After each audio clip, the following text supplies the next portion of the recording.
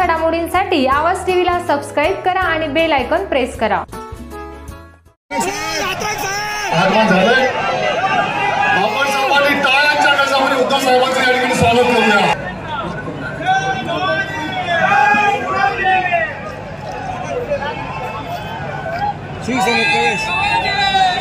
अर्धा उमेदवार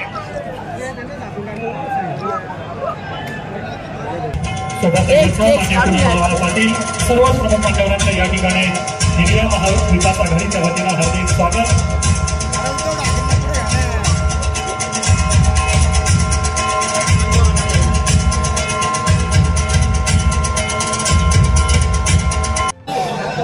आणि जमलेल्या माझ्या देशभक्त बांधवांनो, भगिनी आणि मातांनो, शोभाताई, तुम्ही योग्य वेळेला उमेदवारी घेतलेली आहात। कारण आता 10 वर्ष ज्यांना निवडून दिलं होतं त्यांचा नाकर्तेपणा धुळेकरांनी पाहिलेला आहे। पाहिलं की नाही रे? जरा मोठ्याने बोला ना। काय ऊन तर तापलेलं आहे, पण तुम्ही तापलात की नाही, गरम झालात की नाही या सगळ्या अन्यायाविरुद्ध?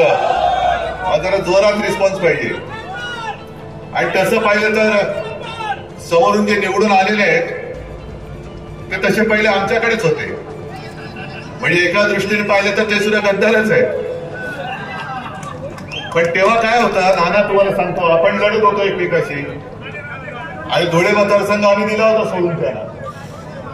त्यांच्याकडे उमेदवारच नाही। म्हणजे ज्या पक्षाकडे उमेदवार नव्हता त्यांनी माझ्या शिवसेनेतला उमेदवार त्यावेळेला घेतला होता।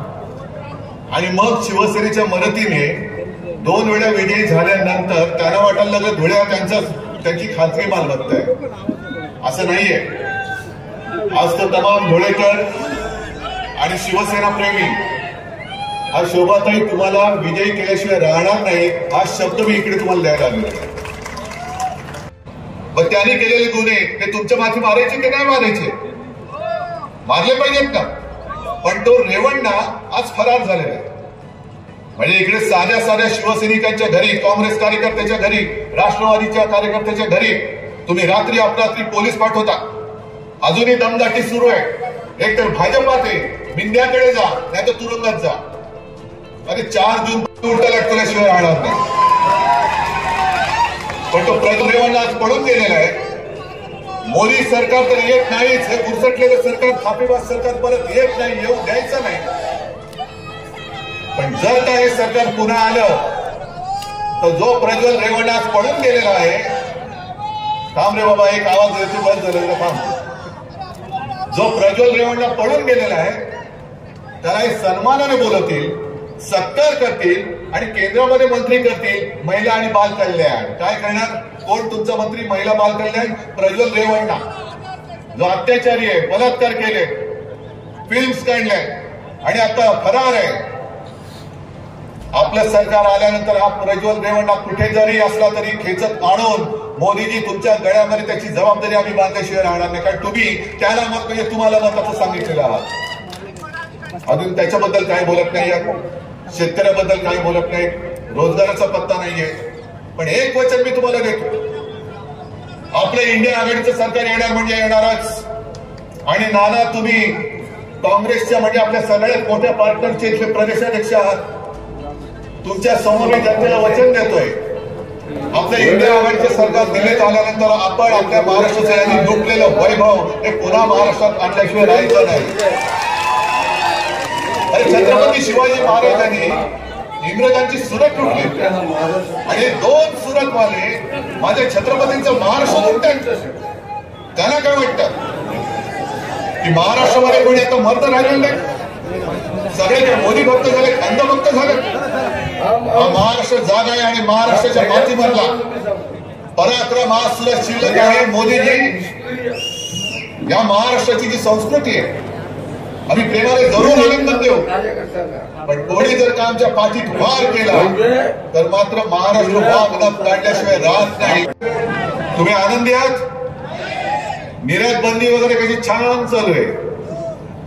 अजूनही हे निर्लज्ज निवडणुका आल्या, माझ्या महाराष्ट्रातल्या शेतकऱ्यांची कांद्याची निर्यात बंदी नाही उठवत, गुजरातच्या शेतकऱ्यांची कांदा निर्यात बंदी त्यांनी उठवून टाकली। का गुजरात आणि महाराष्ट्र याच्यामध्ये तुम्ही भेदभाव काय करता? महाराष्ट्राने मोदीजी तुम्हाला गेल्या 2 वेळेला 40 पेक्षा अधिक खासदार निवडून दिले होते म्हणून तुम्ही दिल्ली पाहिली होती. या वेळेला महाराष्ट्र तुम्हाला दिल्लीपर्यंत पोहोचू देणार नाही. माझी तर तुम्हाला सगळ्यांना विनंती आहे. दरवेळेला मला विचारतात, नाना तुम्हाला विचारत असतील काय काय होणार, काय होणार, कसलं काय होणार? तुमची महाविकास आघाडी किती जागा जिंकणार? म्हटलं आम्ही 48 लढवतो आणि 48चे 48 आम्ही जिंकणार. का नाही जिंकायचे? मोदीजी आज तिकडे जे बोलले की 4 जूनला आमची एक्सपायरी डेट आहे. अहो तुमचा बुरशी आलेला माल आजपर्यंत लोकांनी पाहिला आहे. तो 4 जूनला आम्ही फेकून देणार आहोत केऱ्याच्या टोपलीमध्ये. हे तुमचं सगळं बुरसटलेलं गोमूत्रधारी हे ह्याची घाण लोक नकोय ना मला. तुम्हाला एवढ्यासाठी सांगतो की शोभाताई, तुम्ही खासदार म्हणून तिकडे आम्हाला का पाहिजे आहात? तर संविधानाचं रक्षण तर केलंच पाहिजे. ज्या डॉक्टर बाबासाहेब आंबेडकर एक साध्या गरीब दलित कुटुंबात जन्माला आलेला मुलगा हा एवढा बुद्धिमान कसं काय होऊ शकतो? आणि त्यांनी लिहिलेली घटना ही या बुरसटलेल्या गोमूत्रधाऱ्यांना आता ओझवायला लागलेली आहे की अरे त्या दलित माणसांनी लिहिलेली घटना आम्ही काय म्हणून पाळायची? म्हणून याला 400 पार खासदार करून की डॉक्टर बाबासाहेब आंबेडकर या महामानवाने लिहिलेली घटना ही याला बदलून टाकायची. शोभाताई तुम्हाला त्या घटनेचं रक्षण करायला तुम्हाला निवडून देणार आहे.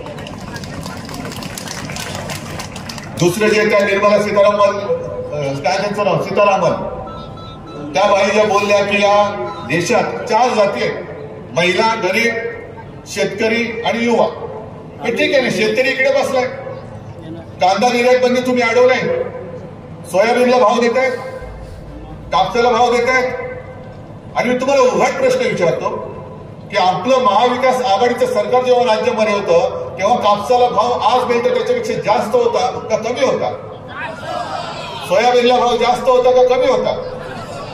मग गद्दारी केली ती फक्त माझ्याशी नाही केली, शिवसेनेशी नाही, गद्दारी तुमच्या बरोबर केलेली आहे, शेतकऱ्यांची केलेली आहे, गद्दारी संपूर्ण महाराष्ट्राशी केलेली आहे.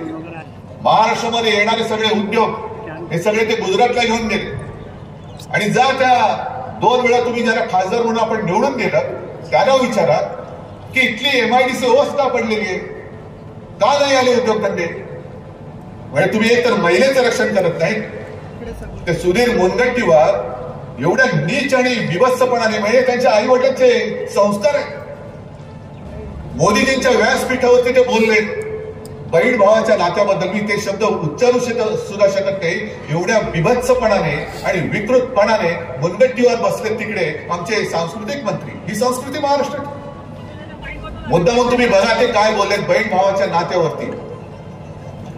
बहीण भावाच्या पवित्र नात्याला सुद्धा तुम्ही बदनाम करताय. अरे तुम्ही भाजपवाले, तुम्ही आम्हाला काय हिंदुत्व शिकवता? तुम्हाला बहीण भावाचं नातं नाही माहीत आणि तुमच्याकडनं आम्ही हिंदुत्व शिकायचं?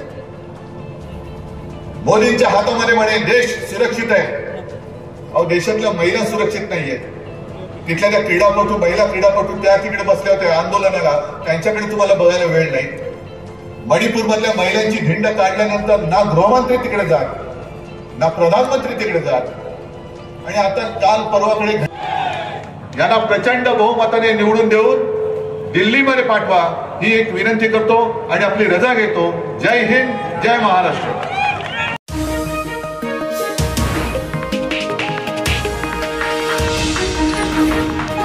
उत्तर महाराष्ट्रातील नंबर 1 टीव्ही चॅनल आवाज टीव्ही, आवाज आपल्या सर्वांचा.